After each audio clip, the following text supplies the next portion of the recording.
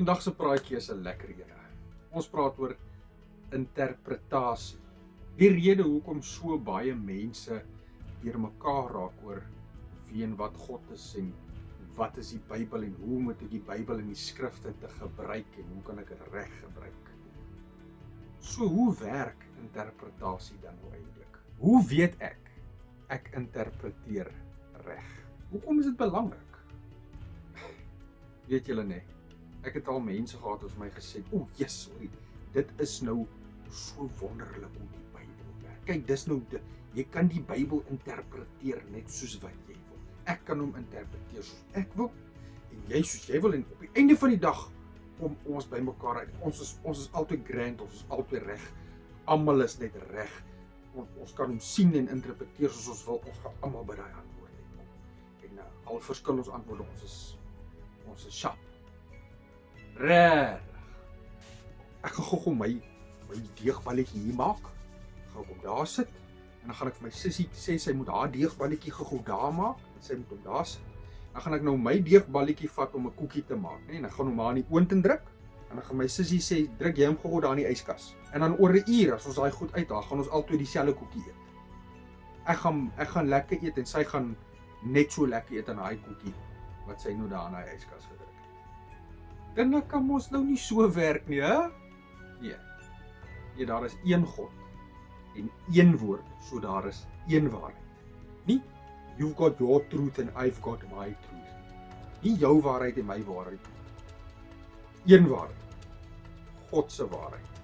Ja, mens kan klomp verskillende dinge sien in die skrifte, maar dit moet ooreenstem met wat daar geskryf is.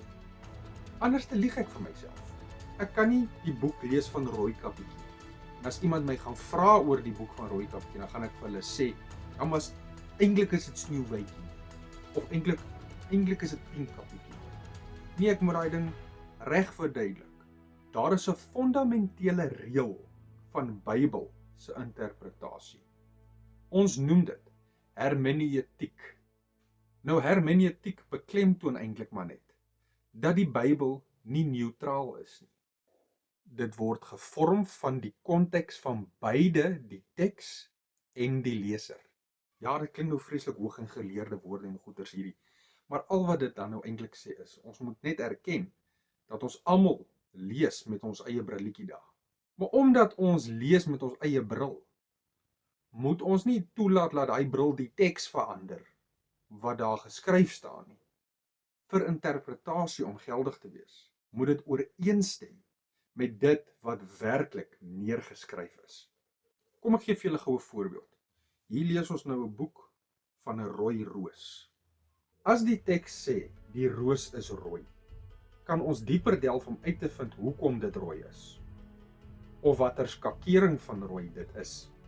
Maar die oomblik wanneer ek beweer die roos is pink, dan is ek besig om nie meer te interpreteer nie. Ek is dan besig om dit te verander. En kom ons wees gou eerlik. As die teks dan nou sê die roos is rooi, help dit nie ek sit daar en lees met 'n pink bril, want ek weet die pink bril pas nou eintlik by my gordyne nie. Kom ek gee julle gou 'n uiteensetting van hierdie beginsel en hoe dit op die Bybel van toepassing is, met 'n paar basiese reëls. Reëls van interpretasie. Nommer 1, die letterlike fondasie. In Bybelstudie is daar 'n goue reël. As die vanselfsprekende betekenis goed sin maak, moet jy geen ander betekenis gaan soek nie. Jy begin altyd by die letterlike betekenisse van woorde. As die teksgedeelte sê 'n spesifieke gebeurtenis het plaasgevind by 'n spesifieke area, dan kan ek nie nou gaan en sê daai ding het gaan plaasvind in 'n ander area. Die teks stel streng grense. Dink 'n goeie oor. As iemand my nou bel en sê, hoorie, jy het 'n pel daar in Kimberley, hy het daar by Kimberley so groot gehad dat hy geval en hy daar seer gekry. Kan ek gou my kar spring en ry en dink as hy om die draai? Nee, dis 'n paar 100 kilos hiervan af. Ek sal 'n vliegtuig moet vat.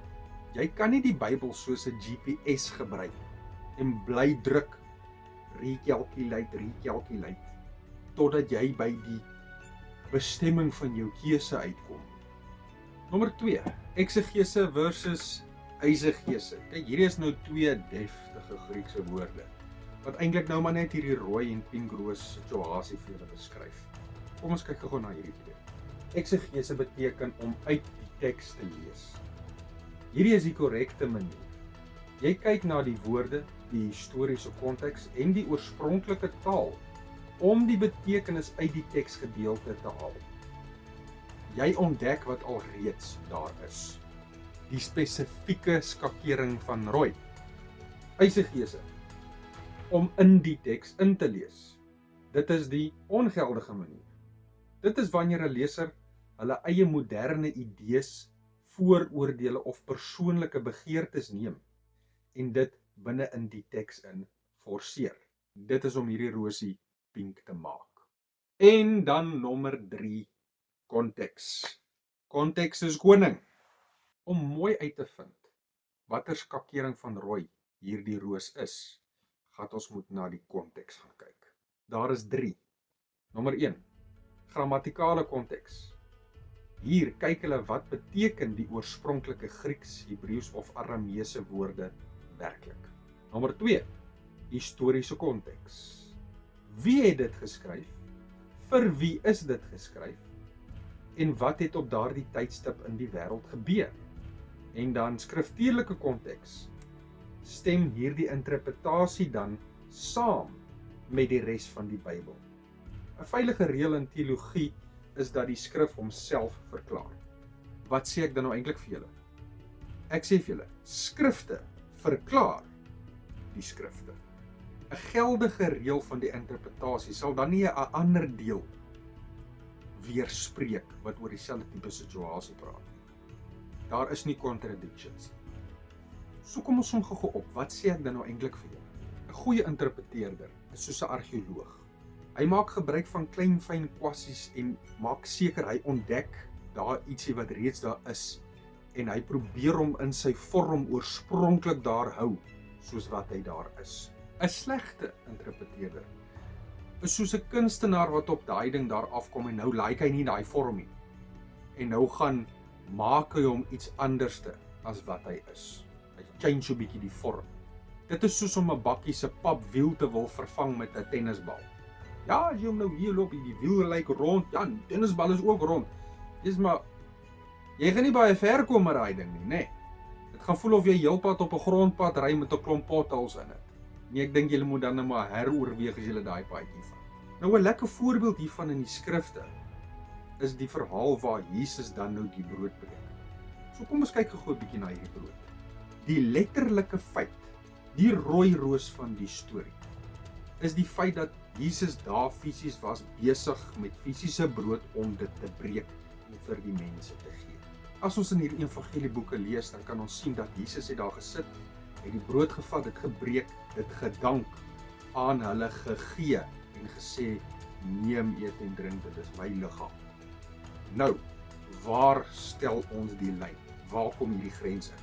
'n Verklaarder kan nie sê, daar was nie 'n man soos Jesus nie. Of eerder, Jesus was daar, maar hy het nie eintlik vir hulle fisiese brood gegee nie. Hy het vir hulle 'n motiveringspraatjie gegee en toe het hulle sommer vergeet dat hulle honger was. Nee, dan het hy rosie in pink verander. Dit is die probleem. Hierdie teks vereis sekere goeders. Dit praat oor Jesus wat fisiese brood gevat het, hy het dit gebreek, hy het dit aan die mense gegee en hy het dit aan hulle, hy het dit uitgedeel en hy het die volgende woorde gesê, neem, eet en drink. So nou 'n bietjie dieper betekenis. Omdat ons hierdie letterlike teks wil respekteer, nou moet ons bietjie begin kyk na die dieper lae van hierdie skakerings van rooi, van hierdie roos. Iets waarna die Bybel self verwys. Die eerste een sal dan wees 'n tipe van 'n kulturele agtergrond, 'n kulturele skakering. In die ou nabye Ooste was dit nie net 'n gewoonte om met iemand te sit en brood te breek en te eet nie. Nee, dit was 'n heilige daad van vrede en verbond. Deur brood te breek saam met tollenaars, sondaars en massiewe skare, het Jesus goddelike gasvryheid uitgestrek na die mense. Hulle wie reeds geïgnoreer was na die elite, of moet ek sê die godsdienstige elite. wat van 'n meer wonderbaarlike skakering van hierdie rooi? Ons kyk gou daarna. Met die voeding van die skare wys hier die breking van die brood dan nou reeds vir ons God se krag om te voorsien. Dit ego al van die Ou Testamentse tyd af waar God die manne uit die hemel uitgestuur het. Wat is dan nou die interpretasie? Die interpretasie hier sal wees dat Jesus dan nog dieselfde God is wat nog steeds vir sy mense sorg. Wat van 'n meer teologiese of geestelike verduideliking? Die laaste avondmaal verklaar Jesus self sy eie handeling. Hier breek hy die brood en sê, dit is my liggaam wat vir julle gegee word. Gaan lees dit, Lukas 22. Hoe bewys ek dit? Hierdie breking van die brood word dan 'n profetiese simbool van sy liggaam wat aan die kruis gebreek gaan word. Ons kan ook sien hoe belangrik is dit vir die mens se deelname aan hierdie breking van die brood, aan die liggaam van Christus. So waar gaan ek dan nou hierdie roos pink maak? As 'n verklaarder dan sou sê, ja, Jesus se liggaam was gebreek. Ek kan nie sy liggaam opbreek nie, ek mag glad nie brood in my huis hê. Dit sou heeltemal wetlik 'n waninterpretasie gewees het. Dit ignoreer heeltemal die kulturele, teologiese, geestelike, wat ook al se bedoeling wat daar neergeskryf is en maak dan dat daar 'n ander reël toegepas is. Iets wat nie werklik is. Iets wat daai teks nooit bedoel het nie. Dit is waarom interpretasie, Bybelse interpretasie, eintlik so fascinerend is as jy dit reg doen. Jy hoef nie nuwe feite uit te dink nie. Jy hoef nie daai rooi rosie pink te maak om ongelooflike dieptes te vind nie. Dit is klaar daar. Al die skakerings van rooi, daai oorspronklike verhaal, is klaar daar.